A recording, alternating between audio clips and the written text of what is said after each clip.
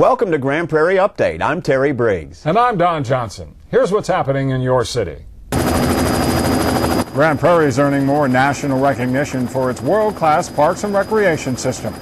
For the fourth year in a row, the city is being recognized as a Playful City USA.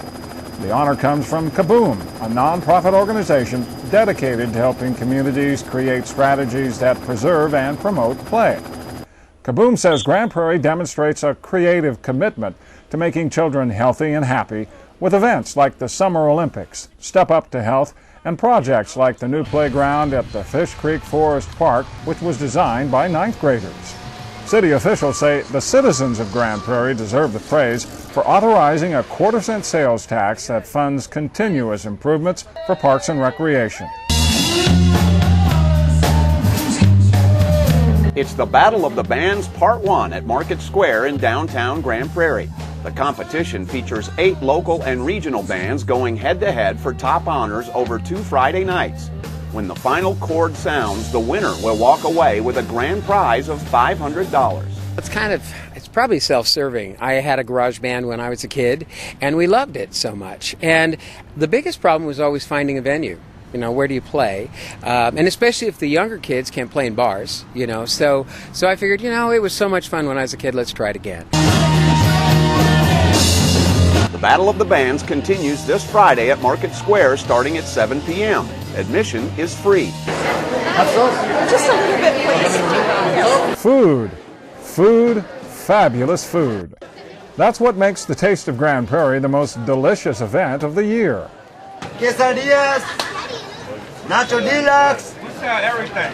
Anything you want, we got it. Hundreds of hungry patrons sampled the flavors of local restaurants, as well as services and products of area businesses. The Chamber of Commerce sponsors the taste and makes sure it's an economical, family-oriented good time. We keep our ticket price so low, and we create so many different discounts that you can use that it's a community-friendly event. It's a family-friendly event. So I think as the word grows and as people enjoy themselves year after year, they do just keep coming back. McGinley says the small amount of profit generated by the event is used by the Chamber to fund projects and programs throughout the year. Grand Prairie is making the landfill a little more user-friendly.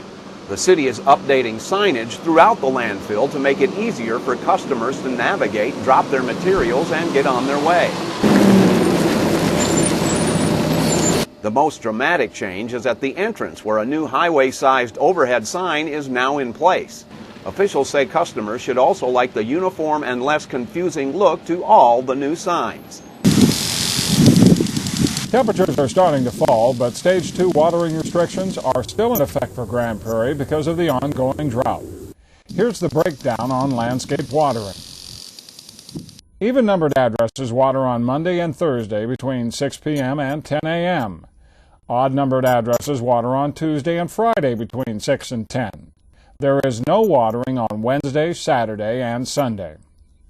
Officials say customers are following the rules, which has reduced demand and prevented the city from signing an expensive contract to buy more water.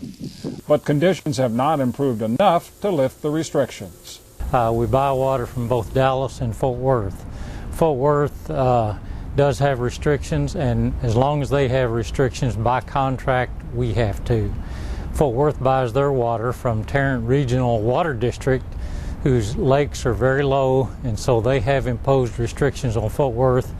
And as I said, by contract, we have to follow the same restrictions. Adding to that, we also get water from Dallas. Dallas is not currently under restrictions, but they will be. We anticipate by the spring or early summer of next year, they will be on restrictions as well, not only because of lake levels, but because they're having to renovate some water treatment plants that will lower their water production. So it's not good news. We may be on water restrictions for some time due to restrictions by contract from our wholesale suppliers. You'll find more information about watering restrictions at the city's website or by calling Public Works. Celebrating a championship was the first order of business at the latest Grand Prairie City Council meeting. The Rangers did pretty good last year, but they didn't win the national championship. Mayor Charles England and the council took time out to recognize the Grand Prairie AIRHOGS, who captured the 2011 American Association of Professional Baseball's Independent League Championship earlier this month with a thrilling comeback in their best-of-5 series against the St. Paul Saints.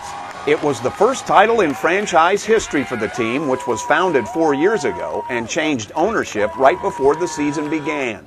Several members of the team were on hand to be a part of the presentation at City Hall, which included players, staff, and management. Each received a certificate of appreciation from the city and a goodie bag to take home. We got in late with a month to start the season. We did the things we said we were going to do. We, improved the game day experience. We improved the concessions. We improved the restaurant, and I think we put a great, team on the field. And we want to use this as a platform to build and kind of build a cult following for the AIRHOGS here in Grand Prairie and in the Metroplex as well.